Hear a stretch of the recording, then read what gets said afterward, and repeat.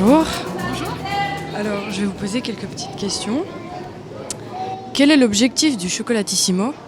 Alors, Chocolatissimo a plusieurs objectifs. Le premier, c'est de mettre en valeur le savoir-faire artisanal des artisans chocolatiers du canton de Neuchâtel. Ça, c'est vraiment un grand objectif parce qu'on a quand même quelques bons chocolatiers. Et puis, un deuxième objectif, c'est aussi de mettre en valeur la profession de confiseur, pâtissier, boulanger en collaborant avec les apprentis du CPNE qui chaque année sont à l'œuvre parce qu'ils doivent faire des pièces montées en chocolat ou en boulangerie et puis elles sont exposées et donc ça leur donne une petite vitrine et plusieurs personnes peuvent voir. C'est un métier très difficile donc ça nous tient aussi à cœur de pouvoir les mettre en avant de cette manière-là. Et puis le troisième objectif, c'est d'offrir une manifestation à tous les gourmands de Neuchâtel et d'ailleurs parce qu'il y a beaucoup de gens qui viennent en dehors de Neuchâtel. Donc voilà, c'est un peu nos trois objectifs. Qu'est-ce que vous nous préparez ici? Des muffins. Beurre caramel. Caramel. Et puis, qu'est-ce qu'il y a comme ingrédients à part muffins et caramel?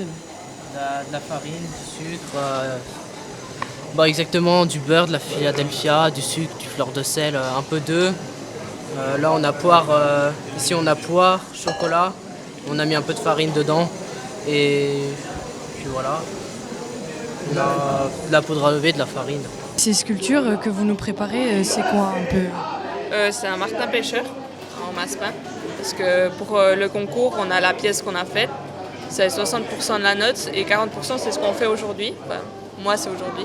Et on doit faire un modelage en masse-pain sur le thème.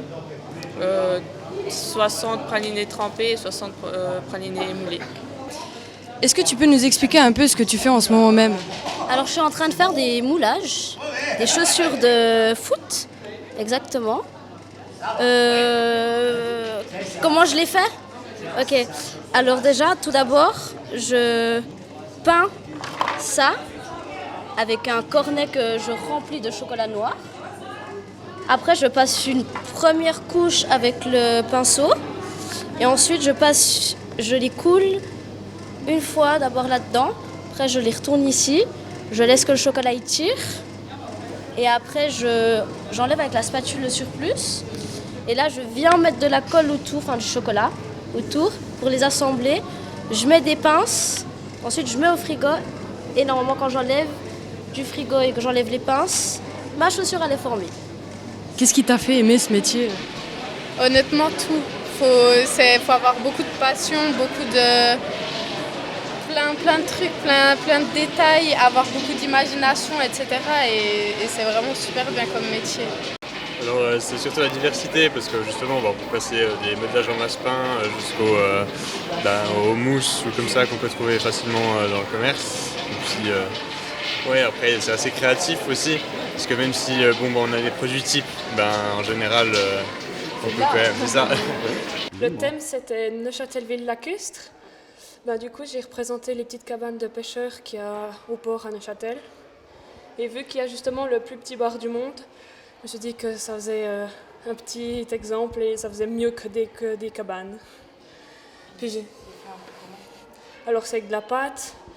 Vu que je suis boulangère, j'ai fait en pâte. Donc c'est de la farine avec un petit peu d'amidon. Et on cuit de l'eau avec du sucre, c'est pour que ça fasse un sirop. Puis en fait on mélange tout ça. On abaisse notre pâte et puis après on sèche. Donc c'est à 120 degrés au four pendant 2-4 heures de temps, ça dépend de la grosseur des pièces. Et après on colle avec du sucre, de l'isomalte. Par exemple j'ai fait les petits détails, par exemple les canards, les bières ou comme ça en masse-pain. Le lac il est en sucre. Et puis le bar et le pied de la table c'est un mélange de graines, de sucre et de blanc d'œuf.